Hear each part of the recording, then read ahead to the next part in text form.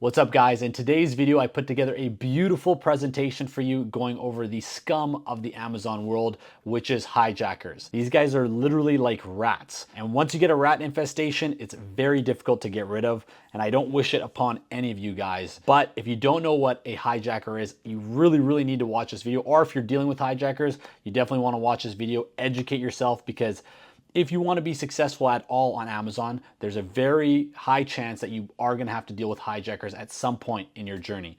So once again, knock on wood, I hope it happens to none of you guys, but it did happen to me in January on one of my brands. And as you can see in the main image here, I went from doing 30K a month in January. That's when the hijackers came in. Went down to 20K in February, and then I went all the way down to 10K in March. Now in April, I'm on pace to do around 10K a month as well, which really sucks, guys, because as you can see, I went from 30K all the way down to 10K.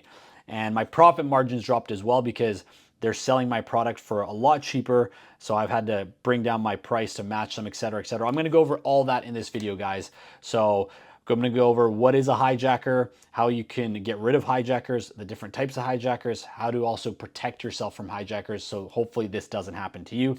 So let's get right into it. So starting with what is a hijacker, guys. So besides being rats and the scum of the Amazon world, a hijacker is just essentially another seller selling your product on Amazon. So you guys can see here, I took a screenshot of a Amazon listing. This is a Stanley water bottle.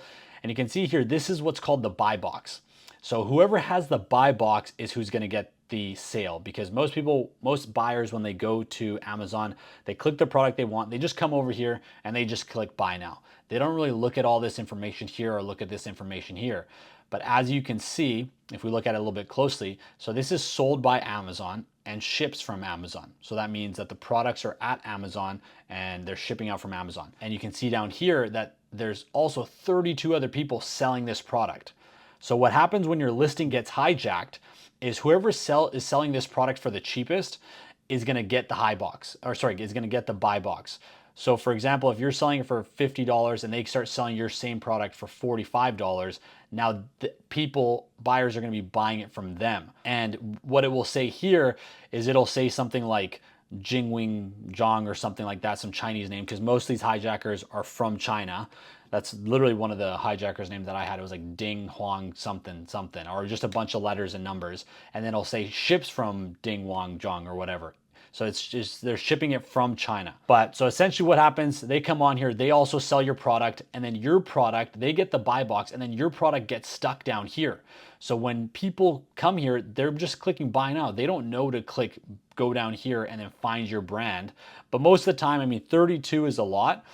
Stanley, I know, has other people they allow to authorize to sell their products. But I mean, for you guys, for you and I, we're not gonna obviously want other people to sell our products. So it's probably just gonna say like 2 or 3 down here, depending on how many hijackers are on your listing at any given time. So once this happens, like I mentioned here, guys, they're gonna start stealing your sales, because people are gonna come here, they're just gonna click buy now, and they're gonna be receiving the product from the hijackers. And once again, they're gonna be selling the product cheaper than you. That's how they're gonna compete and take the buy box. If you try to take the buy box back, so let's say you're selling it for 50, they sell it for 45, and then you come in, you try to sell yours for 44.99, you'll get the buy box for a certain period of time, but most of these hijackers will then come in and drop their price below yours, because once again, guys, they're selling right, as I mentioned here, a counterfeit low quality product. So they're probably gonna be able to sell it for a lot less than you.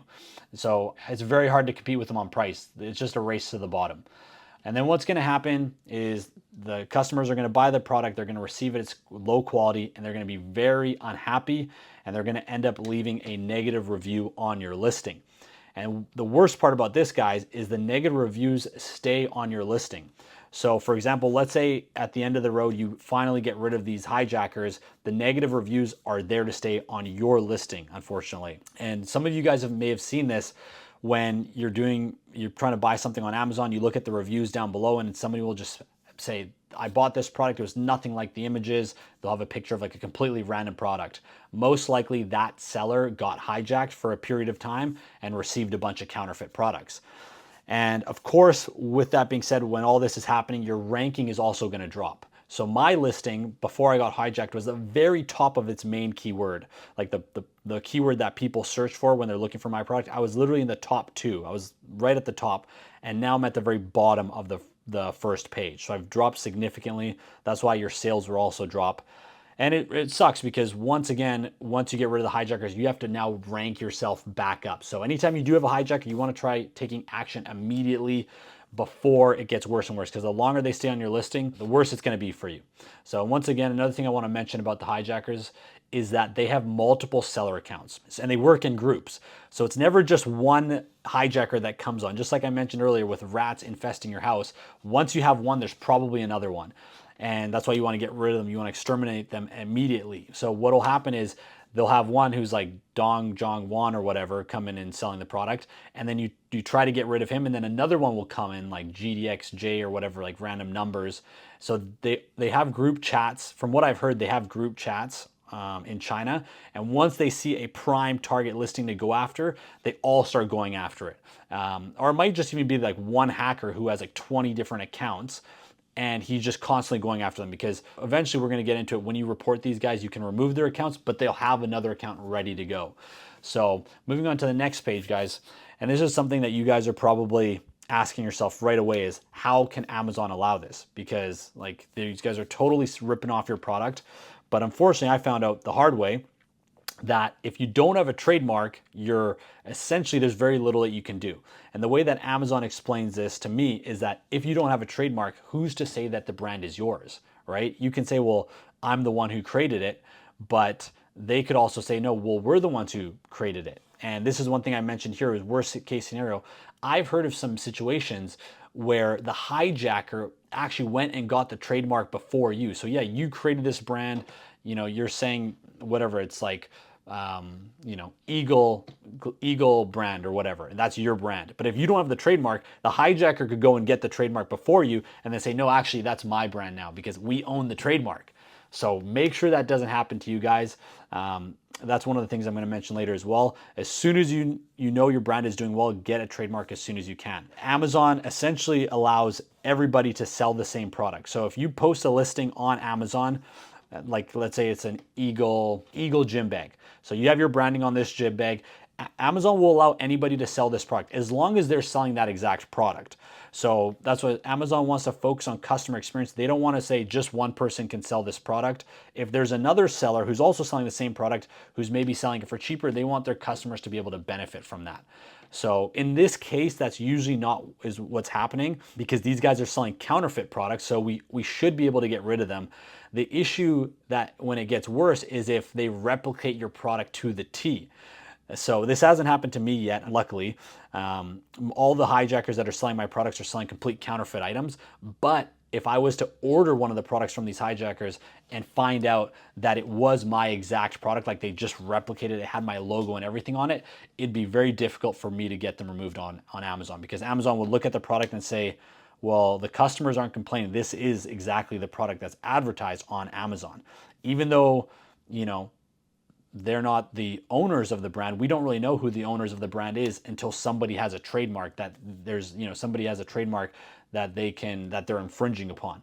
So yeah, Amazon's not going to stop a seller from selling a product unless they get multiple complaints. So we're going to get into this video once going over how to remove the hijackers.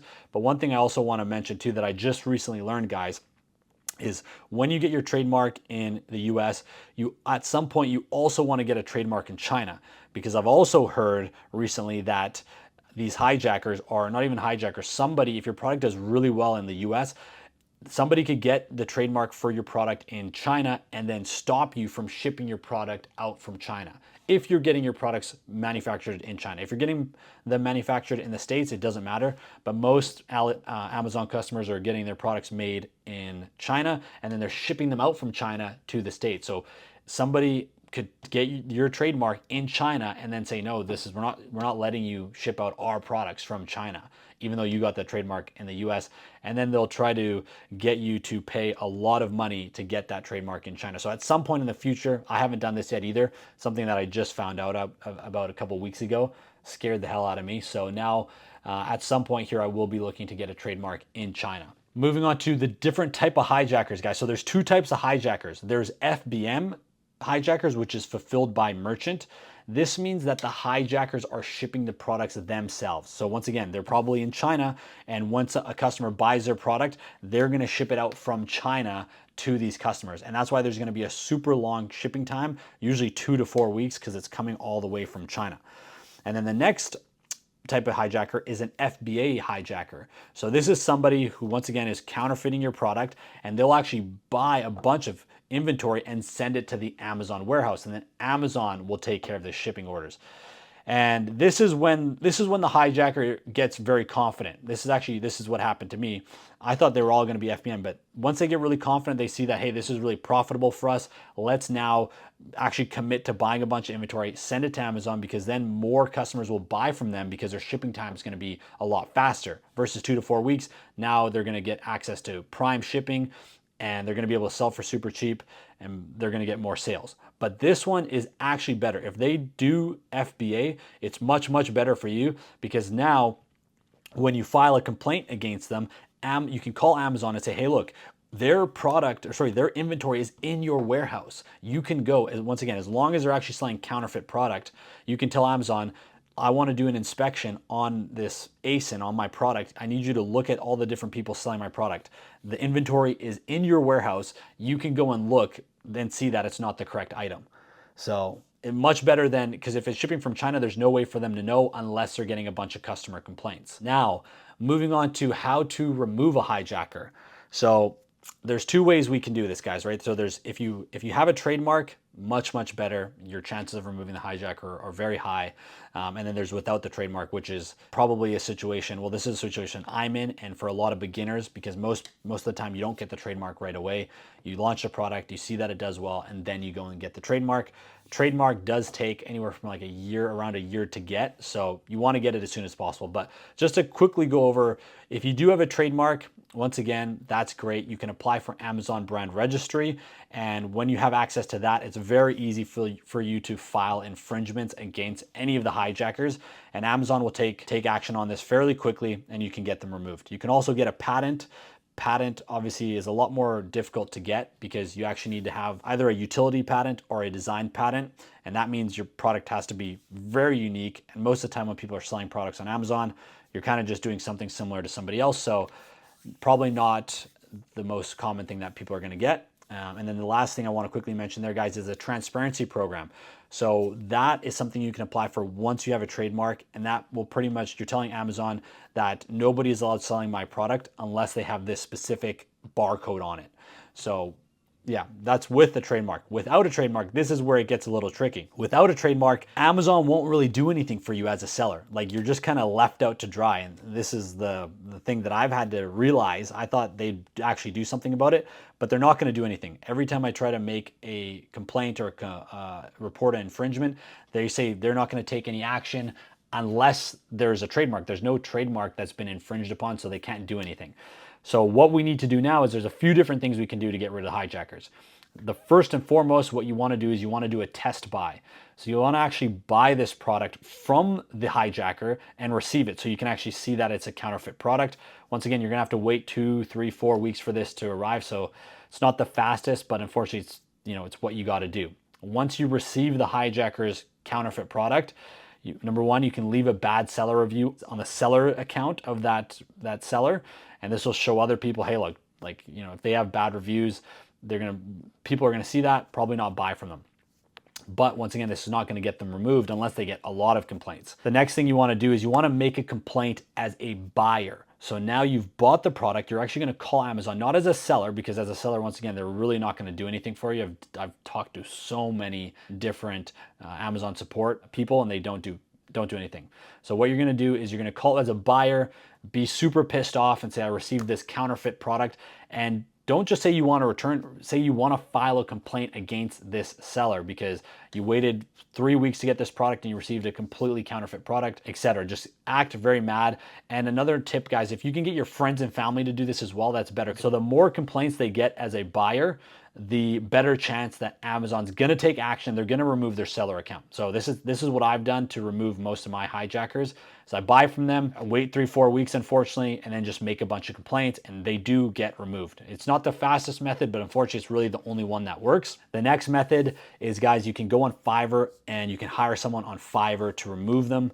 This is a black hat method. I don't actually know how these guys do what they do, and they're also a little bit sketchy to deal with. Like, you'll hire them and you won't hear from them from a few days. But in some cases, I'd say like 50-50 of the time, they're actually able to get rid of the hijackers. Once again, guys, desperate times call for desperate measures. So I'm just willing to do whatever it takes to get rid of these guys. So I'll buy it from them, and then I'll also pay the guys on Fiverr to get rid of them.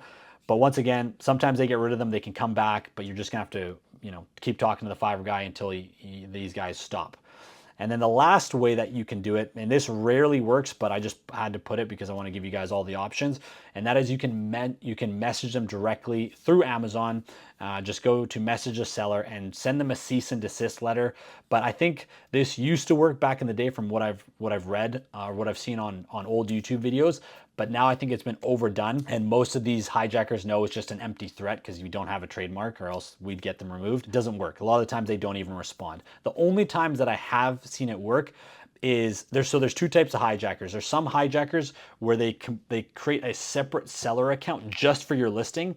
So you can see this when you go to their listing. You just click view the products that they sell. Some of these hijackers will just create one seller account just to hijack your product. Those guys, they're not going to give a shit if you message them, because if the seller account gets removed, it's just one product. But some guys have a seller account where they sell like 50 products. They're hijacking 50 different brands.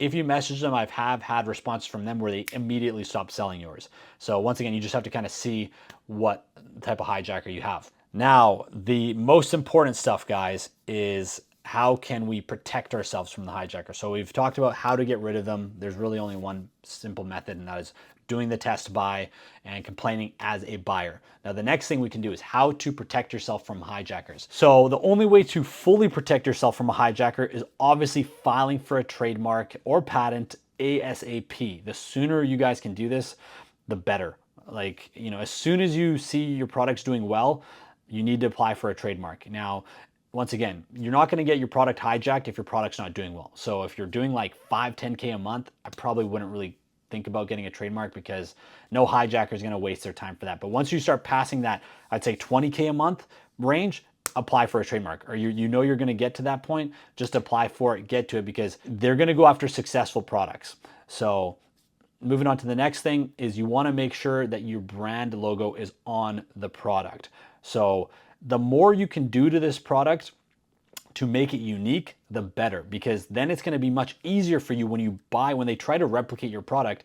If your product has your logo on it, and this is what happened to me, my product has my logo on it, it's designed a specific way. When I buy these hijackers products, the first thing is they don't even have a logo on it. So it's very easy for me to make a complaint against them on Amazon, because it's like, it doesn't even have my logo on it. Even if it's the exact same product, it doesn't have my logo on it. So it's not like the images. So it's very easy to get them removed. So the more unique you can make your product, different than, not just a basic product with no branding, the harder it is for these hijackers to replicate you. Some will go to the effort, some won't.